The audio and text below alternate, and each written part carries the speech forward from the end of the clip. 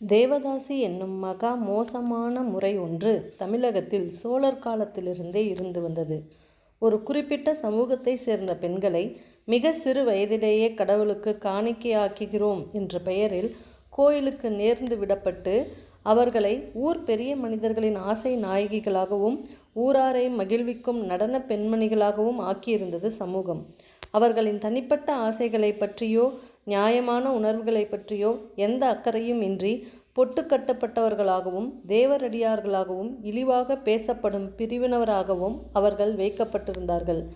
நித்திய சுமங்கலி என்று பெயர் கொடுத்து அவர்களை புனிதப்படுத்தி ஏமாற்றினார்கள்.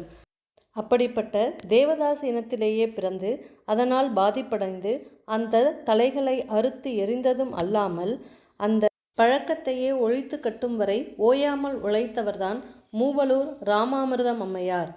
1883ஆம் வருடம் தேவதாசி சமூகத்தில் பிறந்தாலும் அவருடைய பெற்றோர் அவரை அந்த இழிநிலைக்கு தள்ளக்கூடாது என்ற வைராக்கியத்துடன் வளர்த்தார்கள்.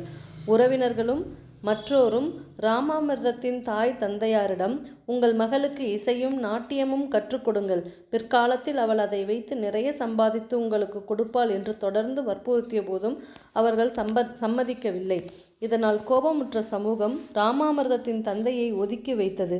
பொருளாதார ரீதியில் அவரை தனிமைப்படுத்தியது. நாளடைவில் அவர்கள் அடுத்த வேளை உணவுக்கு கூட வழியில்லாமல் வாழ்வின் ஓரத்திற்கு தள்ளப்பட்டார்கள்.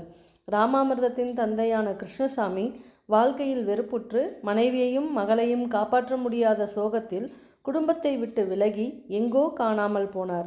நிர்கதியாக நடுத்தருவில் நின்ற தாய் சின்னம்மாள் பாவம் என்ன செய்வார்? உறவினர்கள் நண்பர்கள் என்று எல்லோர் வீட்டுக்கும் குழந்தையை கையில் வைத்து கொண்டு நடையாய் நடந்தார். யாரும் உதவிக்கு வரவில்லை. ஆதரவற்ற நிலையில் தன் குழந்தையின் உயிரை காப்பாற்ற வேறு வழியின்றி ஒரு தாய் செய்யவே முடியாத, நினைத்து கூட பார்க்க முடியாத கொடுமையை அவர் செய்ய நேர்ந்தது. ஒரு தேவதாசியிடம் 10 ரூபாய் பணத்துக்கும் பழைய புடவைக்கும் தன் ஆருயிர் மகளை விற்றார் அந்த தாயார். அப்போது சிறுமி ராமாமிர்தத்தின் வயது 5. அதன் பிறகு அக்குழந்தையின் வாழ்க்கை பாதையே மாறிப்போனது. குழந்தைக்கு ஆடல் பாடல் கற்றுக் கொடுக்கப்பட்டது. குழந்தை குமரியானதும் அவளுக்கு ஆபத்து காத்திருந்தது. 60 வயது கிழவன் ஒருவனை அவளுக்கு மணம் முடிக்க எண்ணினார்கள். ஆனால் ராமாமிர்தம் கிழவனை மணக்க மாட்டேன் என்று அறிவித்ததோடு அல்லாமல் தனக்கு ஆடலும் பாடலும் கற்றுக் கொடுத்த ஆசிரியரையே மணப்பேன் என்று உறுதி பூண்டார். அந்த காலத்தில் அவர் அதை செய்தும் காட்டியதுதான் மிகப்பெரிய காரியம். ராமாமிர்தம் சுயம்பு பிள்ளையை மணம் முடித்தது இப்படித்தான். அதற்கு பிறகு ஏதோ நம் வாழ்க்கை நல்லபடியாக முடிந்துவிட்டது, இனி சொந்த நலனை பார்க்கலாம் என்று இல்லாமல் தேவதாசி முறையையே அடியோடு ஒழித்து கட்ட வேண்டும் என்று அதற்காக போராடத் தொடங்கினார் ராமாமிர்தம். இதனால் பல இன்னல்களை சந்தித்த போதும் அவருடைய லட்சியத்துக்கு உறுதுணையாய் நின்றார் அவருடைய கணவர் சுயம்பு பிள்ளை. 1917ஆம் வருடம் முதல் மயிலாடுதுறை பகுதியில் தனது போராட்டத்தை துவங்கினார் ராமாமிர்தம். ஊர் நடுவே நின்று எருமிலையாய் வெடித்து பிரச்சாரம் செய்தார். தேவதாசி பெண்களிடம் சென்று இந்த இழிவான வாழ்க்கையிலிருந்து விடுபடுங்கள் என்று எடுத்துரைத்தார். அவர்களை உறுப்பினர்களாக கொண்ட நாகபாசத்தார் சங்கம் என்கிற அமைப்பை ஆரம்பித்தார். அவர்களை கொண்டு 2 பெரிய மாநாடுகளையும் கூட்டினார்.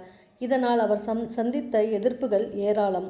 பெரும் அரசியல் தலைவர்கள், ஜமீன்தார்கள், மைனர்கள், காவல்துறையினர், அந்தணர்கள், ரவுடிகள் என பல தரப்பினரும் ராமாமிர்தத்தின் போராட்டத்தை நசுக்கவே முயன்றார்கள்.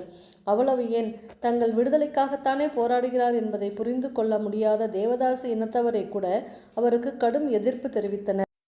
அரசியல் பின்னணி இல்லாமல் சமூக மாற்றங்களை கொண்டு வருவது கடினம் என்பதை புரிந்து கொண்ட ராமாமிர்தம் பிறகு காங்கிரஸ் இயக்கத்தில் சேர்ந்தார். அப்போது காங்கிரஸ் கட்சியில் இருந்த பெரியார், திருவிகா, வரதராஜலு போன்றவர்கள் தேவதாசி முறை ஒழிப்புக்காக குரல் கொடுத்து வந்தனர். அவர்களால் ஈர்க்கப்பட்டதும் காங்கிரஸில் ராமாமிர்தம் இணைந்ததற்கு ஒரு காரணம். ராமாமிர்தத்தின் போராட்டங்களை பற்றி அறிந்த காந்தியடிகள் கூட அவரை பாராட்டி கடிதம் எழுதினார். தேவதாசி முறை எவ்வளவு இழிவானது என்கிற விழிப்புணர்ச்சியை மக்களிடத்தில் ஏற்படுத்தியதில் பெரும் வெற்றி கண்டார்.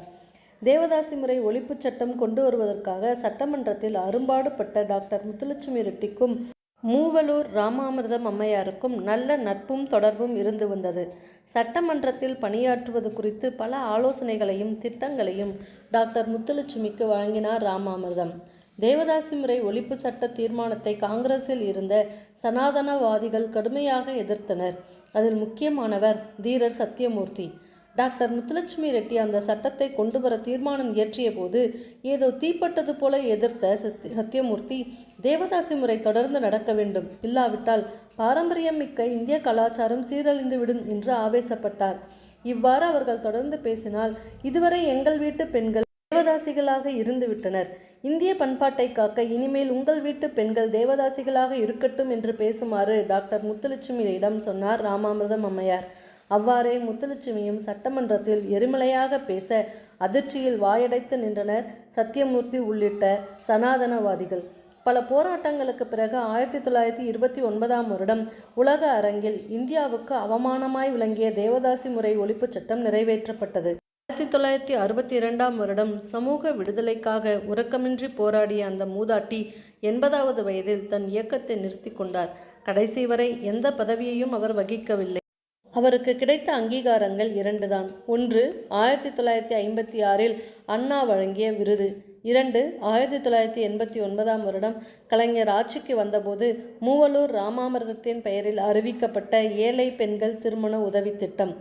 மற்றபடி அந்த மாபெரும் மூதாட்டியை பற்றி யாருக்கும் நினைக்க நேரமில்லை.